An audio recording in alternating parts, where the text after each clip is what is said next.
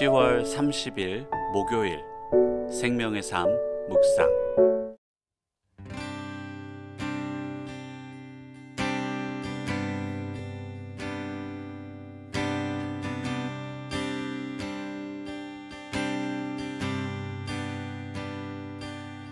보이지 않는 영원한 왕, 홀로 하나이신 하나님, 모든 영광과 존귀를 주께 영원히. 보이지 않는 영원한 왕, 홀로 하나이신 하나님, 모든 영광과 존귀를 주께 영원히. 아멘. 보이지 않는 영원한 왕, 홀로 하나이신 하나님, 모든 영광과 존귀를 주께 영원히. 보이지 않는 영원한 왕, 홀로 하나이신 하나님, 모든 영광과 존귀를 주께 영원히. 영광과 존귀 영원히, 영광과 존귀 영원히, 영광과 존귀 영원히. 아멘. 영광과 존귀 영원히, 영광과 존귀 영원히, 영광과 존귀 영원히. 아멘.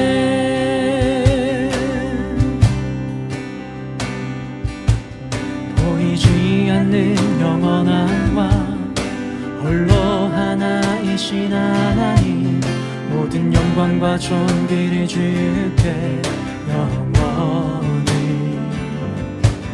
보이지 않는 영원한 왕, 홀로 하나이신 하나님, 모든 영광과 존귀를 주께 영원히. 영광과 존귀 영원히, 영광과 존귀 영원히, 영광과 존귀 영원히. 아멘. 영광과 존귀 영원히, 영광과 존귀 영원히, 영광과 존귀 영원히. 아멘. 영광과 존귀 영원히, 영광과 존귀 영원히, 영광과 존귀 영원히. 아멘. 할렐루야. 영광과 존귀 영원히, 영광과 존귀 영원히, 영광과 존귀 영원히. 아멘.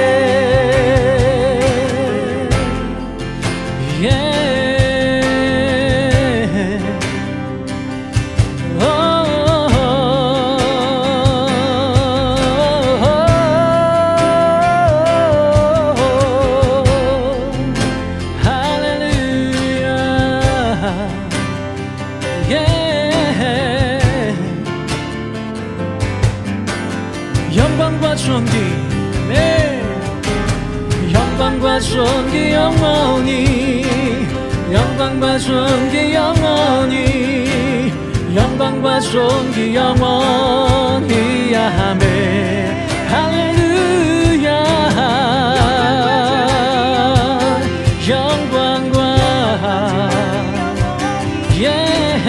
영광과 존귀 영원히. 아멘. 영광과 존귀 영원히, 영광과 존귀 영원히, 영광과 존귀 영원히. 아멘.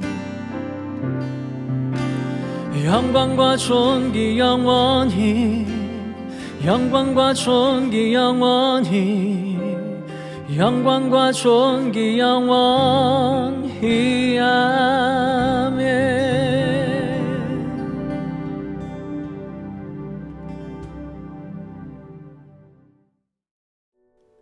아멘. 영광과 존귀를 받기에 합당하신 주님께 삶으로 예배하는 오늘 하루가 되기를 원합니다. 오늘 본문은 스가랴 14장 9절부터 15절 말씀입니다. 여호와께서 천하의 왕이 되시리니 그날에는 여호와께서 홀로 한 분이실 것이요 그의 이름이 홀로 하나이실 것이라.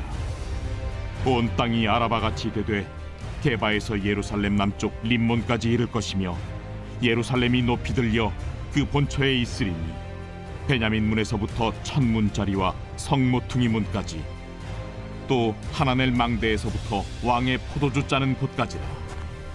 사람이 그 가운데에 살며 다시는 저주가 있지 아니하리니 예루살렘이 평안히 서리로다.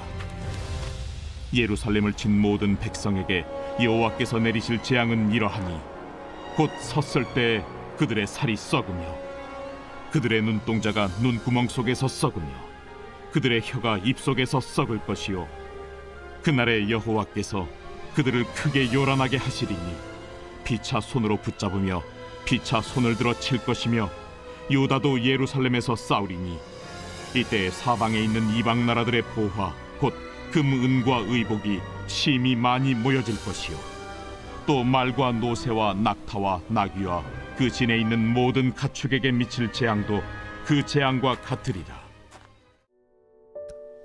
아멘. 오늘은 온 세상의 왕으로 오시는 하나님에 대해 함께 말씀을 나누겠습니다.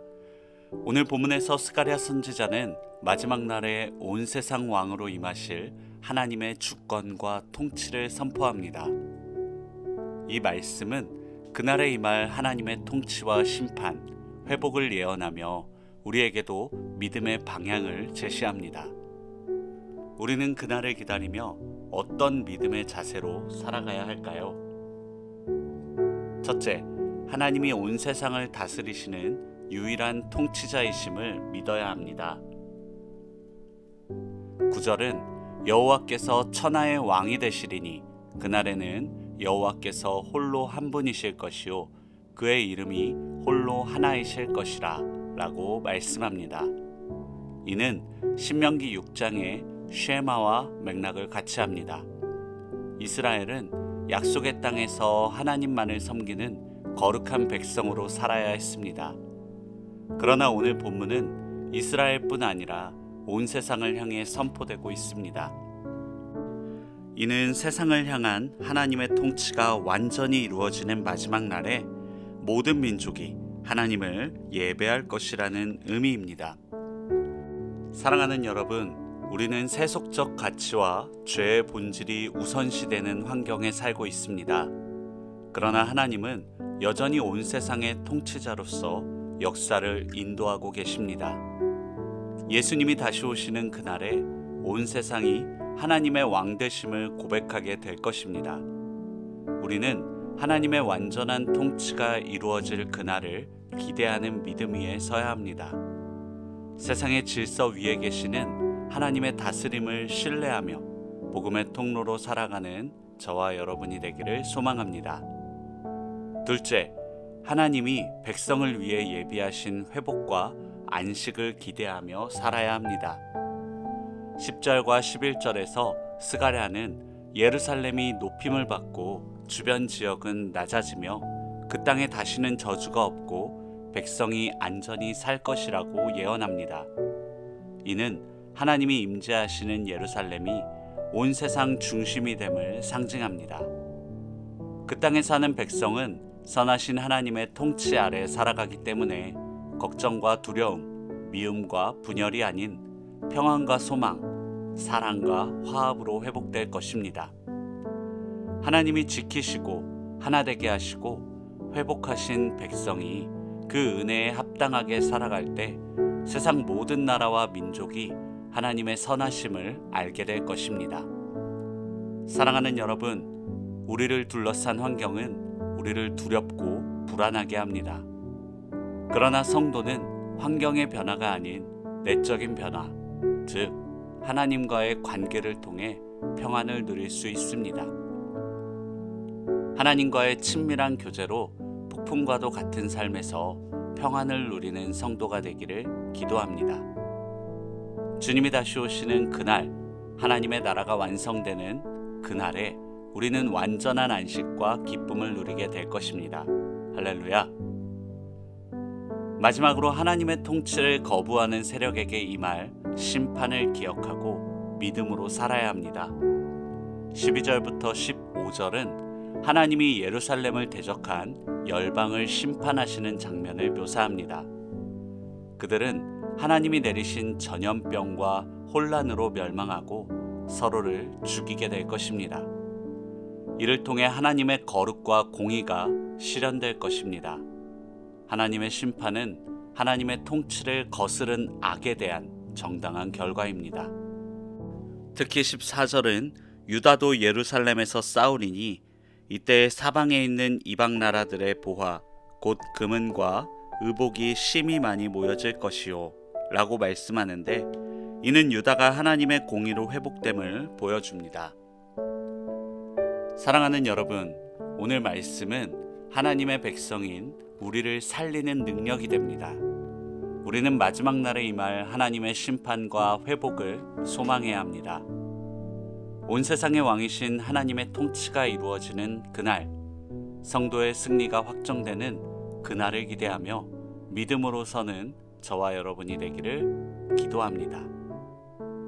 세상은 여전히 어둡지만 우리는 하나님 나라의 백성으로 부름받은 자들입니다.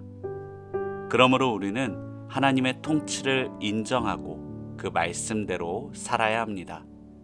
불의와 거짓이 만연한 세상에서 하나님의 정의와 진리를 행하고 하나님을 모르는 이들에게 하나님의 나라가 다가오고 있음을 전해야 합니다. 삶의 자리에서 하나님의 통치와 선하심을 전하는 통로가 되기를 간절히 소망합니다. 아멘.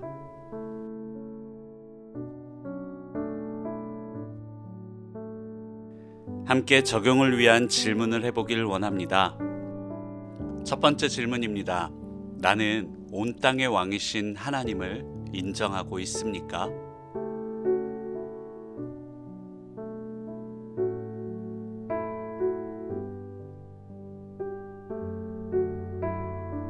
두 번째 질문입니다. 하나님의 통치가 나의 삶과 공동체에 어떻게 드러나고 있습니까?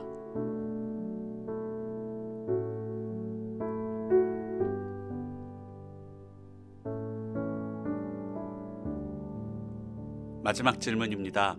하나님의 심판 앞에서 나는 어떤 자세로 살아가고 있습니까?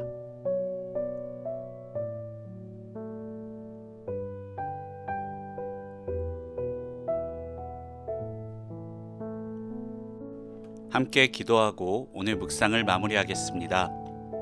하나님, 온 세상이 하나님의 왕되심을 인정하고 경배할 날을 고대합니다.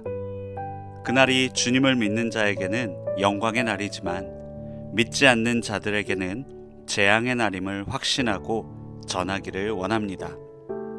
실패자에서 영원한 승리자로 변화될 그날을 고대하며 하루하루 믿음으로 승리하는 우리가 되게 하여 주십시오. 예수님의 이름으로 기도합니다. 아멘.